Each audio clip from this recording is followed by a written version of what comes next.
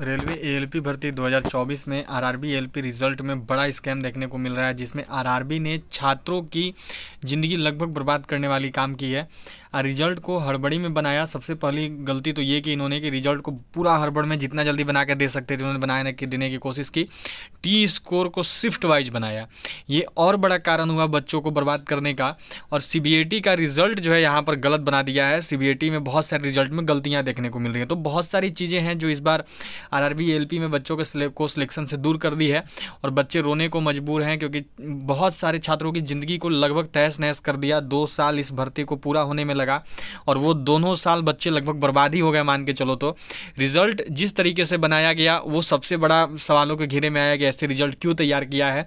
काफ़ी ज़्यादा दिक्कत यहाँ पर सभी को हुआ। क्या पूरा न्यूज़ है पूरा आपको देंगे, उससे पहले आप लोग वीडियो को शेयर करके पहुँचा दीजिए अपने सभी दोस्तों तक, और जो भी चैनल पर पहला बार होंगे तो सभी सब्सक्राइब करके बेल आइकन को ऑल पर जरूर सेट कर लेंगे।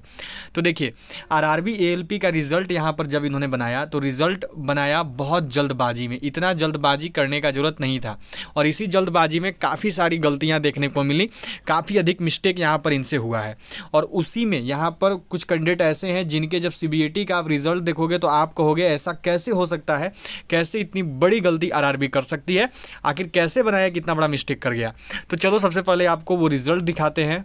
देखो, ये एक रिजल्ट का, ये कैंडिडेट का यहाँ पे रिजल्ट है, देख सकते हो इनका नाम ये सब यहाँ मेंशन है। मुंबई से थे, इलेक्ट्रॉनिक्स मैकेनिक में 31 अगस्त 2025 को इनका एग्ज़ाम था। इनका आप एक बार टी स्कोर देखो, इनका एक बार जो एग्ज़ाम हुआ सीबीएटी उसको देखो। टेस्ट 2 में 62 नंबर, टेस्ट 3 में 52 नंबर, टेस्ट 4 में 57 नंबर और टेस्ट 4 में 60 नंबर, टेस्ट 1 में 1 नंबर। ये कैसे मुमकिन है? किसी भी एंगल से लग रहा है ये कैंडिडेट जितना अच्छा स्कोर कर रहा है, 31 अगस्त का कैंडिडेट है, इसको पहले से पेपर के बारे में सारा चीज़ का नॉलेज था, पहले से सारा चीज़ का आइडिया था। आपको लग रहा है कि ये कैंडिडेट 1 नंबर लाएगा मेमोरी टेस्ट में? टेस्ट 1 में मेमोरी टेस्ट था। क्यों कभी मुमकिन है कि किसी का 1 नंबर आ सकता है मेमोरी टेस्ट में? ये कभी मुमकिन नहीं है। सोचो, 62, 52, 57, 60 जो लेके आ रहा है उसका 1 नंबर कहाँ से ला सकते हैं वो बच्चा? तो यहाँ पर सबसे बड़ी गलती रेलवे ने करी है कि इसका 1 नंबर कैसे आया। ये रेलवे को भी तो जवाब देना होगा कि भाई कैसे बनाए कि 1 नंबर किसी कैंडिडेट का आ रहा है। और ऐसे ही गलती इन्होंने लगभग कैंडिडेट का टी स्कोर बनाने में किया है। लगभग कैंडिडेट का टी स्कोर यहाँ पर डिस्टर्ब हुआ है। अब आप खुद ही सोचो कि एक कैंडिडेट जिसका टेस्ट 2 में 52 आ रहा है, 62 आ रहा है, 52 आ रहा है, 57 आ रहा है, 60 आ रहा है, वो कैंडिडेट कैसे 1 नंबर ला सकता है? ये कैसे पॉसिबल है? ये कभी मुमकिन है कि उसका 1 नंबर आएगा? खुद सोच के देखो, ये कैसे प्रैक्टिकल है? ये तो नामुमकिन सी बात है। तो भाई कैसे बनाए हो कि इतना 1 नंबर दे दिए? तो यहाँ तो साफ साफ आरआरबी की गलती पता चल रही है, क्योंकि कैंडिडेट की तो गलती हो ही नहीं सकती है। 1 नंबर मानो किसी का कैसे आ सकता है? ये तो नामुमकिन सी बात है। तो इसमें सबसे बड़ी गलती किसके? आरआरबी की गलती है। ऐसे ही देखोगे तो एक और कैंडिडेट है, उनका भी यहाँ पे देखो, इस कैंडिडेट का भी जवाब देखोगे तो एवरेज इसका सारा में देखो, एक में 62 है, एक में 56 है, एक में 60 है, फिर एक में 62 है। ये टेस्ट 1 में अचानक से 40 कहाँ से हो गया? कैसे इतना गैप कैसे हो जा रहा है? तो ये चीज़ रेलवे भी नहीं समझ पाई है। जहाँ तक अपडेट है कि रेलवे को ने पूरी गलती करते हुए सारे रिजल्ट को तैयार किया है, और ऐसी गलती लगभग हर एक कैंडिडेट का सीबीएटी में आप देखोगे, लगभग हर एक कैंडिडेट का दिखेगा। सोचो कि 62, 56, 60, 62 लाने वाला कैंडिडेट अचानक 40 पर कैसे गिर गया? ये कैसे पॉसिबल है? ये हो ही नहीं सकता है कि वो इतना नीचे चला जाएगा उसका 40 नंबर आ जाए। तो यही सब कुछ चीज़ें हैं जो कि सवाल खड़ी कर रही हैं, जो कि यहाँ आरआरबी को सवालों के घेरे में लेके आ रही है।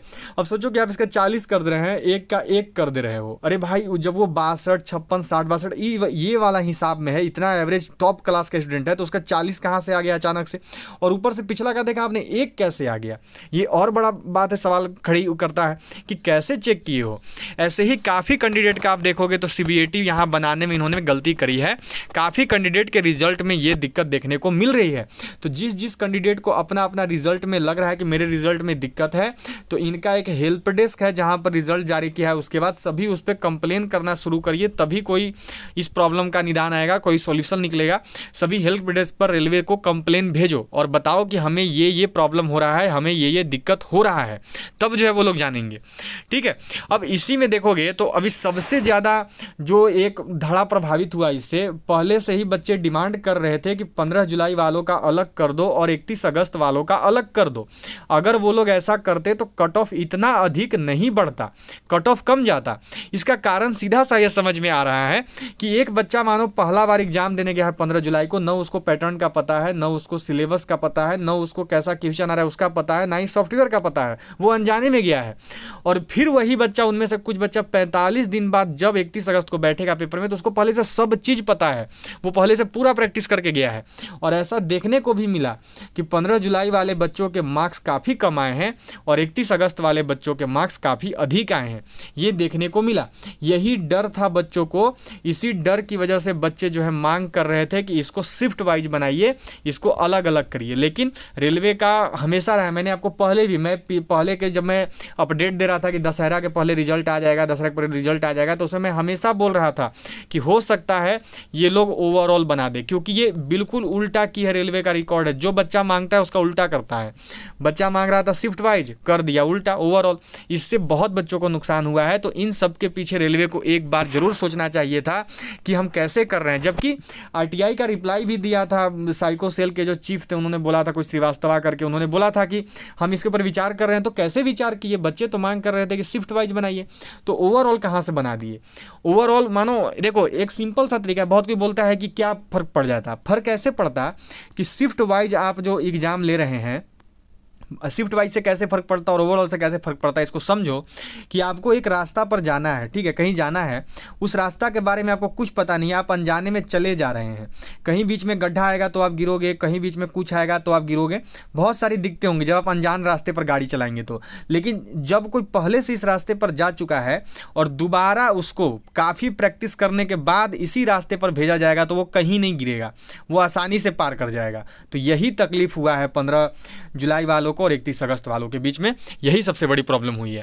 अब देखो अब रेलवे क्या करती है, आप लोग भी कंप्लेन कर सकते हो अगर चाहो तो। बाकी आप लोग वीडियो को शेयर कर देना, लाइक कर देना, और जो भी चैनल पर पहला बार है तो सभी सब्सक्राइब करके बेल आइकन को ऑल पर जरूर सेट कर देना।